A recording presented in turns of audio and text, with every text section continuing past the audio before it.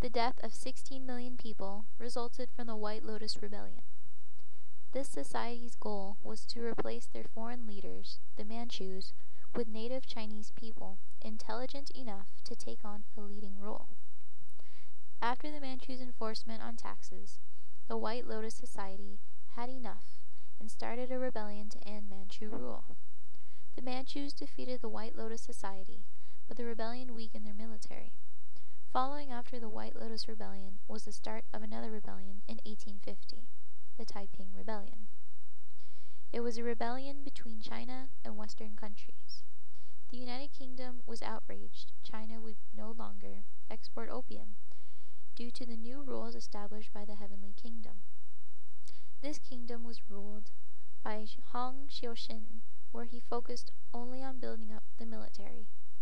China's people were forgotten, and things plummeted farther down into corruption.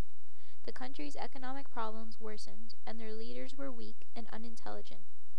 It wasn't until Mao Zedong became head chairman of China that China would head in a new direction.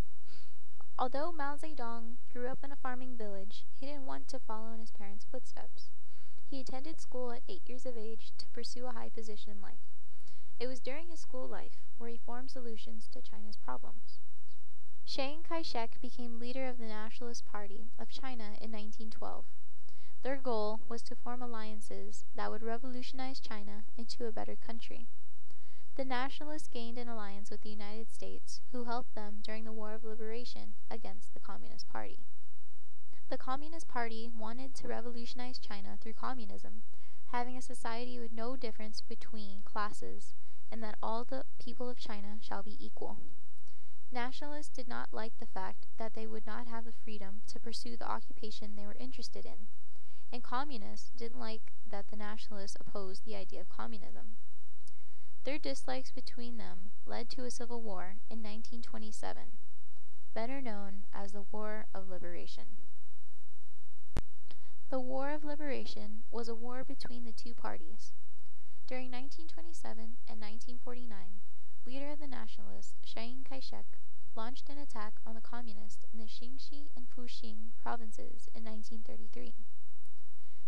This surprise attack led the remaining Red Army and Mao Zedong on the long march away from the nationalists.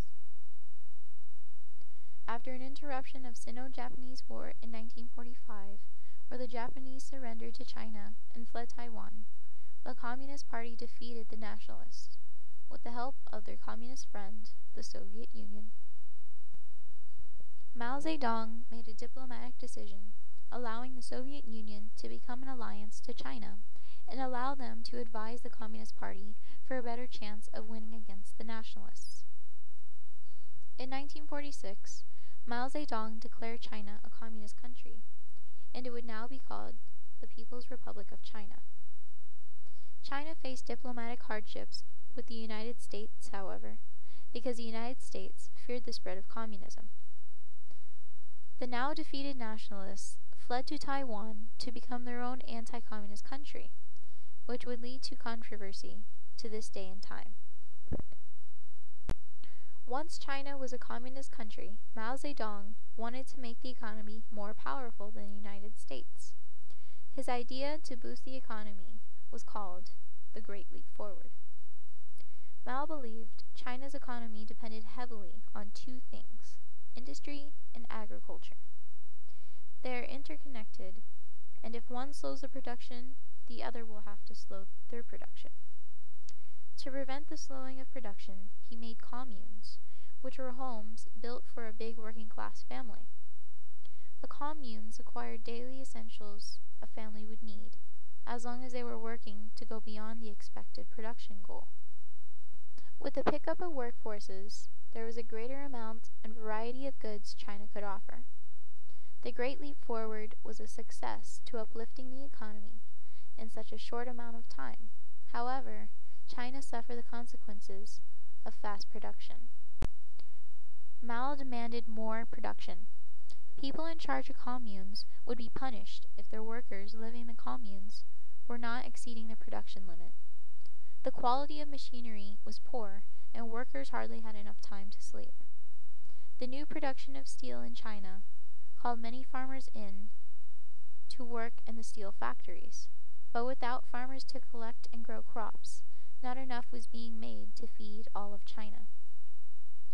The Great Leap Forward may have boosted China's economy, but not for long. China was back to where they were when the Manchus were ruling China. Mao's Great Leap Forward was a failure.